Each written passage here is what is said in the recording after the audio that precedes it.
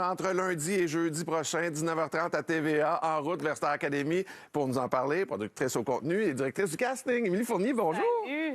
Hey, écoute, ça, c'est de la télé-réalité pour vrai, là. Quand tu dis « je peux pas passer à la télé avec cette tête », tu peux pas l'écrire, ça. Non, mais te dire le fun, le grand bonheur qu'on a eu, parce que dans le fond, ce qu'on a fait cet automne, après avoir déniché ces 18 candidats-là, c'est organiser 18 surprise parties là, partout au Québec, au Nouveau-Brunswick, pour dire avec les profs, avec Jean-Philippe, comment on fait pour leur annoncer cette grande nouvelle tant attendue. On les a tenus là, dans les questionnements, les interrogations. On a brouillé toutes les pistes pendant des mois pour finalement les faire toc, toc, toc chez eux et avoir ces belles réactions-là. C'est délicieux. Oui, puis pour moi, ça, c'est mon Star Act. Vous avez eu de l'aide de leur entourage. Oh oui, toujours des bons complices.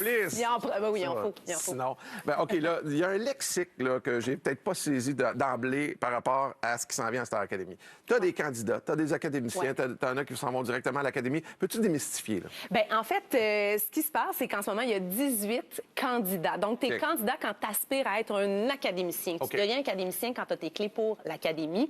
Et l'Académie, en fait, tu auras les clés pour ça. Bien, c'est toujours à la fin du premier variété. Donc, il y a des gens qui vont chanter et donc le public sera appelé à se prononcer. Et à ce moment-là, si le public te choisit, tu entres à l'Académie, tu deviens un académicien. Donc, si je calcule bien, dimanche, pas demain, de la semaine prochaine. Exactement, 19 janvier. Les 18 vont chanter, puis il y en a 14 qui vont partir, 4 qui vont s'en aller, qui ne feront pas l'Académie, les 14 autres vont aller à l'Académie. 14 qui entrent dans l'autobus direction Académie à Montréal cette année. On est vraiment contents de ça. Il y en a 4 là-dedans qui ont comme un laissez-passer.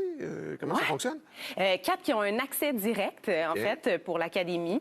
Donc, ça, c'est des chanceux qui se sont vraiment démarqués en audition. Et avec les professeurs, avec Jean-Philippe, avec nous, l'équipe, on s'est dit, hey, ça, c'est des incontournables.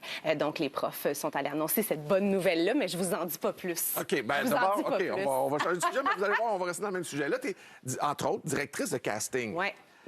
Comment, qu'est-ce que ça prend pour t'impressionner comme directrice de casting? Et triple question. Qu'est-ce qui est à faire et à ne pas faire? Ce qui est à ne pas faire, c'est essayer de donner les bonnes réponses. Toi et moi, dans la vie, là, avec le métier qu'on fait, on en a pas assez des auditions. Puis quand tu arrives, tu essaies de jouer la game et de donner la bonne réponse, on dirait qu'on comprend pas qui t'es. Donc, souvent, les candidats qui sont pas capables d'être vulnérables, qui sont pas capables de nous démontrer qu'ils sont leurs couleurs, c'est là où il y a un blocage. Puis on est comme, on dirait que je comprends pas. Je n'arrive pas à m'accrocher à toi parce que je sais pas ce que tu me donnes. Donc, ce qu'il faut faire, c'est miser sur sa singularité. Évidemment, à Star Academy, ce qui est particulier, c'est qu'on a une télé-réalité, on a une forme de... on a l'Académie qu'on suit au quotidien, puis on a aussi les grands variétés. Donc, il nous faut des personnalités attachantes qui sont distinctives, qui ont leur propre couleur pour les suivre dans leur histoire, mais il nous faut aussi des super bons chanteurs rendus au dimanche qui peuvent faire 2 heures de variété en direct. Ça, là, c'est comme un gala de la disque à chaque semaine. Oui, exactement. Alors là, tu dis, ça prend des personnalités qui se complètent. Est-ce que tu avais un genre de tableau, là, un peu comme des rôles? Là, ça me prend un cowboy, ça me prend une... Non, je te confirme que non. C'est beaucoup quelque chose, mais c'est subjectif, c'est sûr. C'est intuitif, beaucoup. Puis c'est à force de... Il y en a des étapes, là. Puis je suis pas toute seule pour faire ça. J'ai entre autres ma partner in crime, Marie-Ève Riverain, qui est notre directrice vocale pendant toute l'aventure de sa grande chanteuse, choriste pour Lara Fabian, entre autres. Et donc, nous, on a regardé les 5000 vidéos d'audition qu'on a reçues. On a passé au travers de tout ça. De là, on se dit, OK, qui on convoque en deuxième audition? Après la deuxième audition, qui on convoque ensuite en dernière audition finale? Et ensuite de ça, il y a une grande équipe qui se réunit. Et là, on va déterminer qui seront les 18. Donc, les 18 que vous avez vus, entre autres, à l'événement au Centre Vidéotron récemment. Donc, on a dévoilé, ils sont là, nos beaux jeunes chanteurs. C'est vrai qu'ils sont beaux, hein? Fait que, c'est beaucoup de travail. Bon, là, tu sais qu'on est bien gentil au Québec, hein? Là, tu as dit que tu as visionné 5000 auditions. Ouais. Il doit y en avoir un ou une là-dedans qui n'était pas très bon. Je confirme. Que meilleure chance dans une autre carrière. Oui, là. Des fois, il faut se dire, c'est beau d'essayer. Ça ne veut pas dire que ça va fonctionner. C'est fascinant. Des fois, il y a des gens qui n'ont pas tant d'oreilles. Mais, c'est ce que je réalise, c'est à quel point je pense que tout le monde aimerait ça bien chanter. Ben oui, comme Il y a tout le monde quelque aimerait être chose. millionnaire, comme tout le monde aimerait... Puis la musique est tellement importante au Québec, on se réunit autour de ça, ça fait partie de qui on est, je pense. Ouais. Tu sais, c'est un bon liant. OK. Puis Star Academy, c'est tellement un phénomène depuis 20 ans et plus. Là. Ouais. Donc, je pense que tout le monde aspire à mettre un peu le pied sur cette scène-là, avoir ce contact privilégié avec le public. Ben, c'est aussi correct enlevant. d'essayer. Quand on regarde Star Academy, on a le goût de faire partie du groupe aussi. Mais Il y a quelque chose d'enlevant là-dedans. Outre les galas, il y a aussi tout l'aspect de gang qu'on... C'est une super expérience, là. Je veux dire, Ouais. côtoyer Garou, Véronique Dicker, Pierre Lapointe, Émilie Bégin, être dans cette super production-là, avoir autant de contact avec le public, je veux dire, c'est quand même une opportunité qui n'arrive pas 2 fois dans une vie. Là. Dans le journal, justement, en fin de semaine, ils ont parlé aux anciens académiciens qui disent presque tous c'est la plus belle expérience professionnelle de ma vie. Exact. Tu sais, ça prouve quelque chose là, sur... quoi, ça fait 22 ans, le premier? Oui, Star Academy? 2003, je pense, le premier. Tu sais, Marc-André Fortin a dit à Jean-Philippe et moi cette année, hey, si je pouvais recommencer maintenant avec la sagesse, l'expérience que j'ai eue, je le referais encore. Donc, je pense que c'est une place aussi où on va essayer de donner le plus d'outils possible à nos académiciens pour qu'ils soient le plus versatiles. Il y en a qui sont devenus chanteurs, il y en a qui sont devenus animateurs, il y en a qui sont devenus des pros de comédie musicale. C'est parfait. C'est du showbiz. Touche à tout, essaie tout, puis après ça, pars avec ton bagage et fais-en ce que tu veux. Tu sais. On parlait de Wilfred qui dit que son souvenir de Star Academy il y a 22 ans, c'est incroyable. Toi, tu as fait partie dans d'autres rôles de Star Academy. C'est quoi ton plus beau souvenir jusqu'à maintenant de Star Oh mon Dieu! Il y en a tellement, mais moi, j'ai commencé sur Star Academy en 2012, l'année où Jean-Marc Couture a gagné. C'est là où j'ai rencontré Jean-Philippe Dion, d'ailleurs. C'est sûr que cette première édition-là, moi, c'était comme mon premier vrai contrat en télévision, d'arriver dans les légendaires studios Melz, de voir, juste d'être là, de monter sur la scène la première fois et d'animer la prolongation. Tu sais, petite mission, là, Julie Snyder vient de faire son show pendant 2 heures. Puis après ça, tu montes sur scène, puis il y avait des grandes vedettes, puis là, de faire, OK, on est en onde, on le fait là. Fait que c'est le baptême, dans le fond. C'était le baptême. C'est ce qui a donné les fondements de ma carrière après. OK. Avant d'aller au prochain bloc, puis que tu nous présentes les futurs académiciens candidats, donc, Tu vas l'avoir. toi, au niveau de la chanson, comment tu te débrouilles?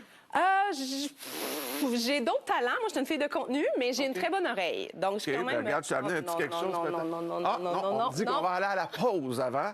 Et on va revenir avec Émilie, mais il n'y aura peut-être pas de chanson de sa part. On va garder ça pour... Je peux-tu faire du lip-sync? Ah, peut-être. Regarde, on les voit. Là. On va vous les présenter dans les prochaines minutes.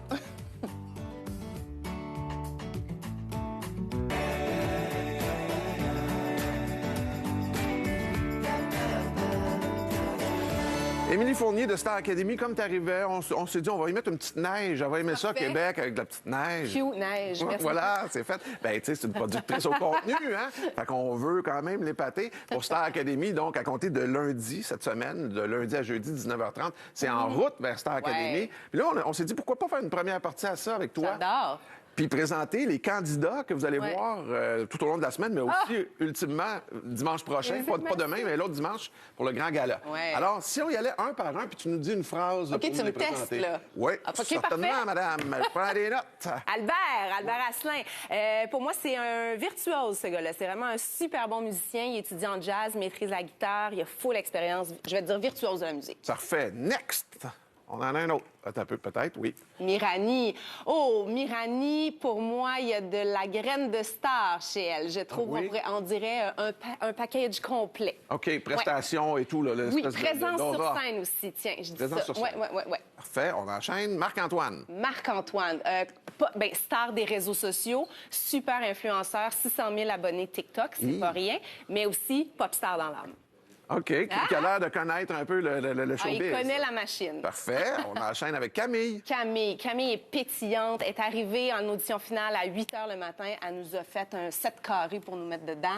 Il n'y a rien pour arrêter cette fille-là, c'est une bombe. Bien, quand tu disais il y a quelques minutes d'être soi-même, tout ça, probablement que ça a plu. Ça a OK. joué. Maxime, maintenant. Oh, Maxime, c'est comme le petit frère de tout le monde. On l'a déjà adopté. Donc, c'est soit ton garçon, si t'es une maman, ou c'est soit ton petit frère dont tu prends soin. Il est vraiment attachant. OK, Vraiment. parfait. Zoé? Zoé, elle est de son temps. Elle est actuelle. Elle représente le son digne des Charlotte Cardin. Elle est à la mode. C'est une professionnelle de mode. C'est une mannequin aussi. OK, on enchaîne maintenant avec Rémi. Rémi? Romy, pardon, excuse-moi. J'étais comme, je connais pas ce candidat-là. Romy, écoute, c'est l'émotion, c'est la sensibilité. Elle va nous donner beaucoup d'elle-même. Il n'y a pas de filtre. What you see is what you get. Parfait. Léo, maintenant.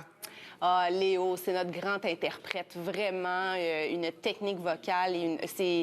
C'est quelqu'un qui va vraiment venir vous chercher dans le côté émotif lorsqu'il chante. Tu nous parlais de façon originale pour aller leur apprendre qu'ils vont faire partie de l'aventure. J'ai regardé l'épisode où lui a été surpris, puis ça en est une bonne. C'était pas pire, hein? C'est bon, bravo. Qui on a maintenant? Laurence. Ah, ça, c'est Laurence. Laurence, je vous dirais que c'est une extravertie. C'est une fille de gang. Elle est assumée et elle est très pétillante. OK. Johan. Ah, Johan, ça, c'est notre timide, c'est notre John Mayer. Ah, moi, je trouve qu'il y a un petit côté romantique, Johan. On l'adore. C'est aussi un professeur, hein? Mathématiques et sportif. OK. C'est également soccer. On a... Kenza. Kenza, pardon. Kenza, c'est notre pro de comédie musicale. Elle est partie à New York étudier pour faire de la comédie musicale sur Broadway. Cette fille-là a de la volonté, vraiment. Elle est déjà d'aller à New York pour faire de la comédie musicale. Et de revenir, de lâcher New York pour essayer Star Academy, quand même, ça prouve sa détermination. Philippe, maintenant. Ah, Philippe, pour moi, c'est un jeune prince. Philippe, c'est un peu un Josh Groban. C'est vraiment un garçon qui va nous donner de belles, grandes prestations vocales. Et on a Randy. Ah, Randy de Tracadie Shaila, notre cowboy. C'est un gars de famille. Il fait ça pour sa petite fille. Il est proche de son grand-père, de son père. C'est un gars qui écoute Johnny Cash. On aime ça. Randy va mettre le party, le fête de scène. Oui, vraiment. Catherine, maintenant. Catherine, oh mon Dieu, professionnelle. Et Catherine, c'est aussi une auteure-compositrice-interprète qui a une super bonne chanson qui joue en ce moment. Catherine, c'est également une puissance vocale hors du commun. Loïc. Loïc, Loïc, là, c'est comme le cousin, l'ami, le frère de tout le monde. On dirait qu'il a toujours été parmi nous. On l'aime. C'est un gars qui a un talent brut, une voix large comme ça, caverneuse, très impressionnant. On a Victoria maintenant. Victoria, c'est une voix de type un peu des Lara Fabian de ce monde. Okay. C'est vraiment une chanteuse à voix. C'est une professeure de chant aussi. C'est une fille qui a eu une grosse histoire de vie, qui a eu des problèmes de santé, mais qui s'en est remise et qui est dans l'urgence de vivre. Alors, elle, son Star Academy, là, elle l'a attendu toute sa vie et va en profiter. Vraiment. On a Joël maintenant. Joël, c'est notre fermier, ça, Joël. Okay. Donc, Joël n'a pas peur non plus de se lever tôt, de travailler fort, parce que lui, il travaille sur la ferme familiale. C'est un gars qui a un charisme aussi indéniable. Grand gars. Je pense qu'on va tout de suite l'adopter, en fait. Et on termine avec Mia. Ah, Mia. Mia, du haut de ses 16 ans, c'est quand même la plus jeune. Nos candidats C'est la plus jeune de l'histoire de Star Academy? On a vu Marie-Mé qui était 15. 18 ans, je pense, Marie-Mé. Parfait. 17-18 ans. Mia est dans les plus jeunes. Je pense pas que c'est la plus jeune, mais du haut de ses 16 ans, elle est impressionnante et elle est d'une authenticité vraiment hors du commun. C'est beau de voir quelqu'un de cet âge-là s'assumer autant déjà au travers d'un groupe. Elle a un talent d'interprète, elle aussi, qui nous a fendu en deux en audition. C'est drôle, je t'écoute parler de tes candidats. De mes enfants. Oui, c'est ça. J'ai eu l'impression que tu as un côté maternel. Oui. Ça fait remonter le côté maternel. Mais c'est gros pour eux aussi. Puis c'est gros pour nous de les accompagner dans leurs rêves. Puis on veut être bienveillants. On veut leur offrir la plus belle expérience. Puis si eux, moi je dis toujours, si les candidats sont pas là, il n'y en a pas de Star Academy. Donc on fait ça ensemble. Je répète que tu es productrice au contenu, directrice du casting, mais tu as comme un nouvel animateur. Boss, ami, barre oblique, là. Oui, exactement. C'est comment, ça, travailler avec Jean-Philippe Dion? C'est demandant, mais en même temps, j'apprends toujours énormément avec Jean-Philippe. Puis moi, il y a une notion depuis quelques jours, il est comme, ça va-tu, Émilie? T'es-tu correct? Parce que je suis tellement émue de voir ce gars-là réaliser ce rêve de carrière qu'il avait. Oui, parce que lui, ça a toujours été ça, Ça a toujours été ça. Je révisais nos textes en vue du premier variété pour dimanche prochain. Puis quand il va dire, tu sais, Star Academy, c'est parti, juste en lisant les textes, j'avais les frissons. Mon ami réalise son rêve. Puis Jean-Philippe, je veux dire, il y en a du métier. Oui. On a la chance d'avoir un capitaine de bateau qui connaît toutes les pièces du bateau puis comment ça fonctionne. On est vraiment très, très bien encadré. Puis autant accompagner des candidats qui vont réaliser leur rêve, d'accompagner un animateur, producteur qui réalise son rêve. On est comme dans des bonnes Tout le monde est dans le rêve. Oui, on avance, là, tu sais. Bien, le bateau prend l'eau, pas prend l'eau, mais vogue sur l'eau à compter de lundi à 19h30 en route vers Star Academy. Puis dimanche, pas demain, mais la semaine prochaine, c'est le premier gala. Merci, Émilie. Merci à toi.